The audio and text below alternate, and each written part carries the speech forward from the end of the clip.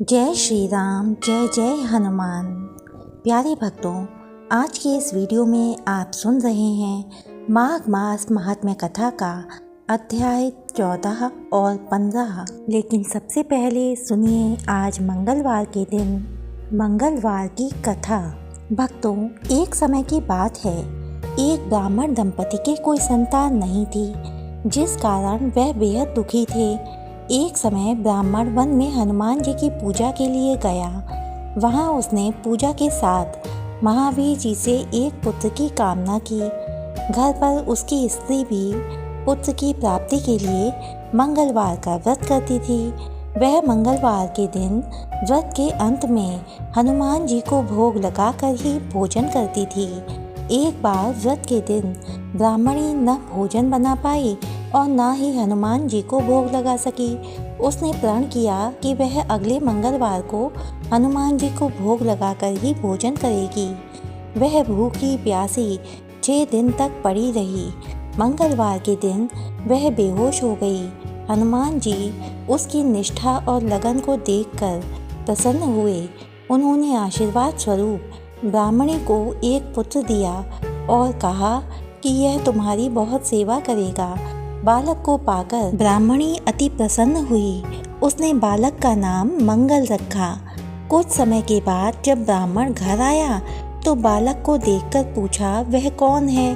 पत्नी बोली कि मंगलवार व्रत से प्रसन्न होकर हनुमान जी ने उसे यह बालक दिया है। ब्राह्मण को अपनी पत्नी की बात पर विश्वास नहीं हुआ।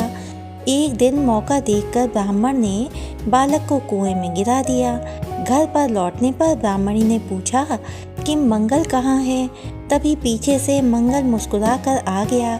उसे वापस देखकर ब्राह्मण आश्चर्यचकित रह गया।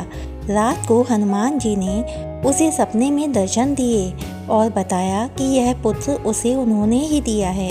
ब्राह्मण सत्य जानकर बहुत खुश हुआ। इसके बाद ब्राह्मण दंपति प्रत्येक मंगलवार को व्रत रखने लगे।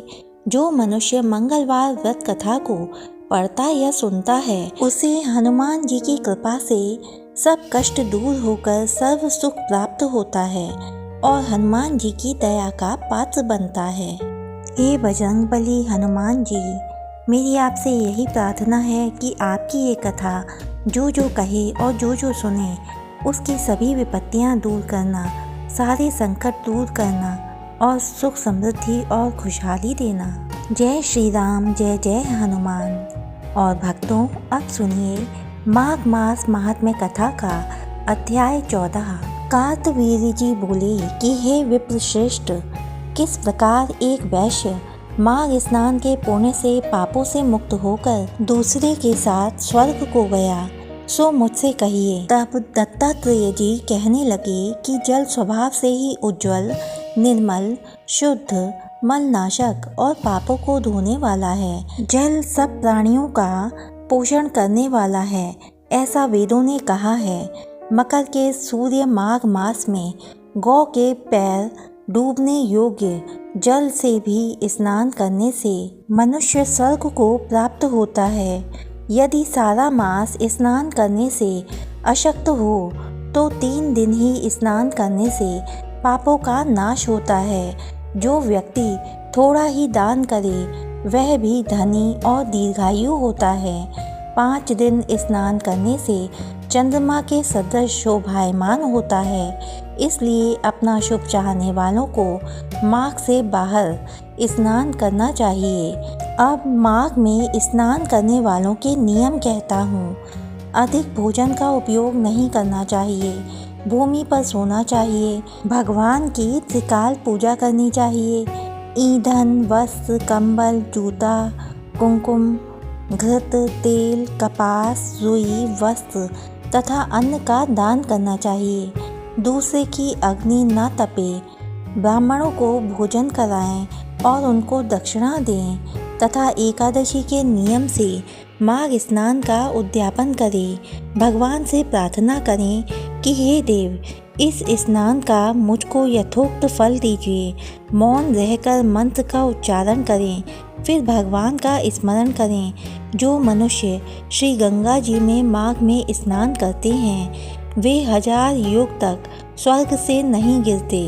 जो कोई माघ मास में गंगा और यमुना का स्नान करता है वह प्रतिदिन 1000 कपिला गौ के दान का फल पाता है।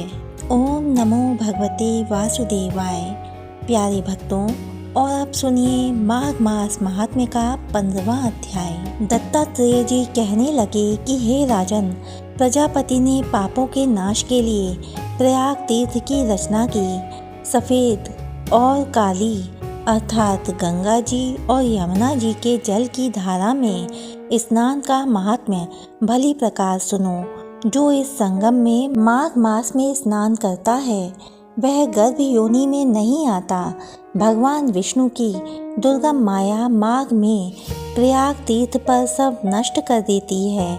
माघ मास में प्रयाग में स्नान करने से मनुष्य अच्छे भोगों को भोग कर ब्रह्म को प्राप्त होता है। माघ मास तथा मकर के सूर्य में जो प्रयाग में स्नान करता है उसके पुण्यों की गिनती चित्रगुप्त भी नहीं कर सकता।